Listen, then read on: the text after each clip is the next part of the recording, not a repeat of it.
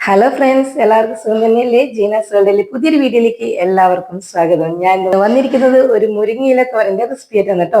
Easy ആയിട്ട് ഉണ്ടാക്കാൻ പറ്റുന്ന നല്ല ടേസ്റ്റ് ഉള്ള ഒരു റെസിപ്പിയാണ്. മുരിങ്ങയുടെ ഇല തോരൻ വെക്കാൻ വേണ്ടിയിട്ട് ഞാനിവിടെ മുരിങ്ങയുടെ ഇലയെല്ലാം ഒടിച്ചെടുത്തിട്ടുണ്ട് കേട്ടോ. നല്ല ഫ്രഷ് മുരിങ്ങയുടെ ഇലയാണ് കേട്ടോ. അതിനു വേണ്ടിയിട്ട് നമുക്ക് ആദ്യം തന്നെ ഈ മുരിങ്ങയുടെ ഇല ഓരോന്ന് കമ്പന്ന് ഇങ്ങനെ അടർത്തിയെടുക്കണം കേട്ടോ. അടർത്തിയെടുത്തതിന് ശേഷം ഇതിനകത്ത് ഓരോരോ ഇങ്ങനെ ഇങ്ങോട്ട് ബാക്കോട്ട് വലിച്ചാൽ ഈ ഇല ഇങ്ങനെ കിട്ടും. അതിനുശേഷം നമുക്ക് ഇതിനെ ഒന്ന് അരിഞ്ഞിട്ടിടണം. ഇങ്ങനെ പിടിച്ചിട്ട് നമുക്ക് ഇന്ന് അരിഞ്ഞിടണം. അരിഞ്ഞ് ഇടുന്നതാണ് കുറച്ചും കൂടി നല്ലതായിട്ട് എനിക്ക് തോന്നില്ല. പണ്ടൊന്നും വീട്ടിൽ നിന്ന് അമ്മയൊന്നും മുരിങ്ങേന്റെ ഇല വറക്കുന്ന സമയത്ത് അരിഞ്ഞിട്ടൊന്നും ഇട്ടിട്ടല്ല വറക്കല്. പക്ഷെ ഇപ്പം വറക്കുന്ന സമയത്ത് അരിഞ്ഞിട്ടിട്ടാണ് വറക്കല് കേട്ടാ. അപ്പൊ നമുക്ക് ആദ്യം ഇത് അരിഞ്ഞിട്ടിട്ട് വരാം. അപ്പോൾ അതിനുശേഷം കാണാം. അപ്പൊ മുരിങ്ങയില വറവാക്കാൻ വേണ്ടിയിട്ട് ഞാനായിട്ട് മുരിങ്ങയിലെല്ലാം നന്നായിട്ട് ക്ലീൻ ചെയ്ത് കട്ട് ചെയ്ത് വെച്ചിട്ടുണ്ട് കേട്ടോ. നിങ്ങൾക്ക് കട്ട് ചെയ്യുന്നില്ലെങ്കിൽ കട്ട് ചെയ്യണമെന്നില്ല. ഞാനിവിടെ തൽക്കാലം കട്ട് ചെയ്തേ ഉള്ളൂ. കട്ട് ചെയ്യാണ്ട് നമുക്ക് ഇതേ വറവാക്കി എടുക്കാം കേട്ടോ. പണ്ടെല്ലാം വീട്ടിൽ നിന്നെല്ലാം അമ്മയെല്ലാം വീട്ടിൽ നിന്ന് വെക്കുമ്പോൾ കട്ട് ചെയ്യാണ്ടാണ് വറക്കുന്നത് കാണല്. നമ്മളിപ്പോ കട്ട് ചെയ്ത് ആക്കിയാൽ പെട്ടെന്ന് അത് വെന്ത് കിട്ടും. അതുകൊണ്ടാണ് ഞാൻ കട്ട് ചെയ്തത് കേട്ടോ. അപ്പൊ നമുക്കിനി വറവാക്കാൻ തുടങ്ങിയാലോ. മുരിങ്ങയില വറവാക്കാൻ വേണ്ടി ഞാനൊരു ഗ്യാസ് ഓൺ ചെയ്ത് കൊടുത്തിട്ടുണ്ട്. അതിന് വേണ്ടിയിട്ട് ഒരു പാത്രം അടുപ്പത്ത് വെച്ച് കൊടുത്തിട്ടുണ്ട് കേട്ടോ.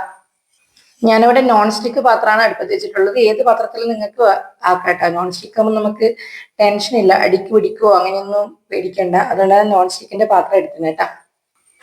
ഇനി ഈ പാത്രത്തിലേക്ക് നമ്മൾ നേരത്തെ കട്ട് ചെയ്ത് ക്ലീൻ ചെയ്ത് എടുത്ത് വെച്ച മുരിങ്ങേന്റെ ഇല ഇട്ട് കൊടുക്കാം.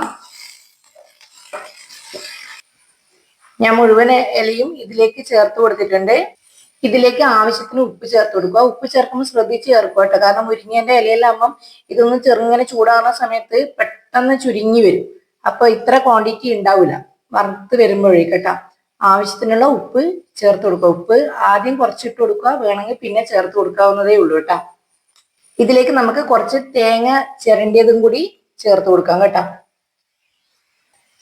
ഉപ്പും തേങ്ങയും ഇട്ടതിന് ശേഷം ഇത് നന്നായിട്ടൊന്ന് മിക്സ് ചെയ്ത് കൊടുക്കുക കേട്ടോ. വെള്ളം ഇതിനകത്ത് ചേർത്ത് കൊടുക്കേണ്ട ആവശ്യമില്ല. കാരണം ഇത് പെട്ടെന്ന് റെഡിയാകുന്ന ഒരു വറവാണ് കേട്ടോ. ഒരു 5 മിനിറ്റ് ഒന്നും വേണ്ട. ചപ്പൊന്ന് വാടി വരുമ്പോഴേക്കന്നെ അത് വെന്ത് വരും. ഇതൊരു നാടൻ റെസിപ്പിയാണ്. എല്ലാവരും വീട്ടിൽ ഉണ്ടാക്കുന്ന ഒരു റെസിപ്പി തന്നെയാണ്. നമുക്കിനി ഒരു മൂടി വെച്ചിട്ട് ഒരു 2-3 മിനിറ്റ് സമയം അടച്ചു വെക്കാം. തീ സിമ്മിലിട്ട് കൊടുക്കണം, അല്ലെങ്കിൽ കരിഞ്ഞു പോവേ. വെള്ളമൊന്നും ചേർത്ത് കൊടുക്കാതല്ലേ. ഇതിനകത്ത് വെള്ളം ചേർത്ത് കൊടുക്കേണ്ട ആവശ്യമൊന്നുമില്ല.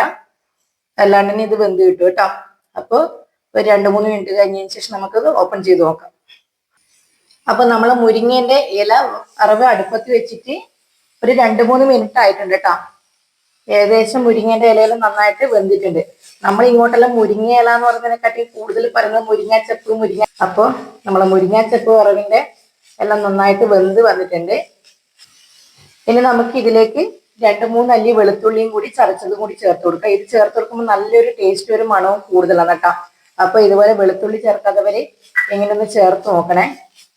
അപ്പൊ വെളുത്തുള്ളിയും ചേർത്ത് കൊടുത്ത് നന്നായിട്ട് മിക്സ് ചെയ്യാം. ഇനി നമുക്കിത് അടച്ചു വെക്കേണ്ട ആവശ്യമില്ല. ഇതിന്റെ ഒരു പച്ചമണം ഒന്ന് ചെറുതായിട്ടൊന്ന് വാടുന്ന വരെ നമുക്കൊന്ന് ഇത് വറവിനെ ഒന്ന് ചിള്ളി എടുക്കണം കേട്ടോ. അപ്പോൾ എല്ലാം വേർവിട്ട് വരും. ചെറുങ്ങനെ കട്ടയായി പോകുന്നുണ്ടെങ്കിലല്ലോ.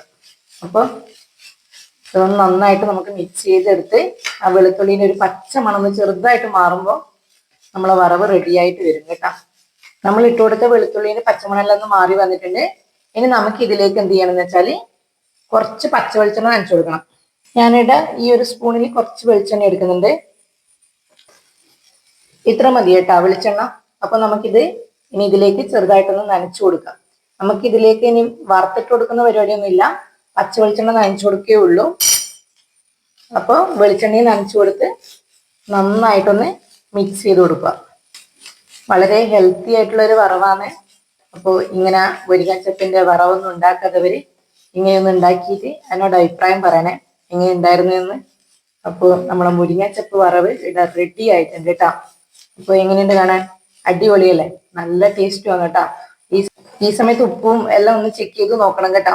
അപ്പോൾ നമ്മളെ മുരിങ്ങാച്ചപ്പ് വറവ് ഇവിടെ റെഡി ആയിട്ടുണ്ട്. ഞാനിവിടെ ഗ്യാസ് ഓഫ് ചെയ്ത് കൊടുത്തിട്ടുണ്ട്. അപ്പൊ എങ്ങനെയുണ്ട് വറവ് കാണാൻ? അടിപൊളിയല്ലേ? അപ്പൊ ഇങ്ങനെ വറവ് ഉണ്ടാക്കാത്തവര് ഒന്ന് ഇങ്ങനെ ഉണ്ടാക്കി നോക്കണേ. എന്നിട്ട് എന്നോട് അഭിപ്രായം പറയും വേണം. അപ്പോൾ നിങ്ങൾക്ക് എൻ്റെ ഈ റെസിപ്പി ഇഷ്ടപ്പെടുകയാണെങ്കിൽ, നിങ്ങൾക്ക് എൻ്റെ വീഡിയോ ഇഷ്ടപ്പെടുകയാണെങ്കിൽ ഒന്ന് ലൈക്ക് ചെയ്യുക, കമന്റ് ചെയ്യുക, സബ്സ്ക്രൈബ് ചെയ്യുക. തൊട്ടടുത്തുള്ള ബെല്ലേക്കും കൂടി പ്രസ് ചെയ്യുകയാണെങ്കിൽ ഞാനിടുന്ന എല്ലാ വീഡിയോസിന്റെ നോട്ടിഫിക്കേഷൻ നിങ്ങൾക്ക് വരുന്നതാണ്. അപ്പോൾ തൊട്ടടുത്ത ദിവസം മറ്റൊരു വീഡിയോയിൽ വീണ്ടും കാണാം. Okay bye.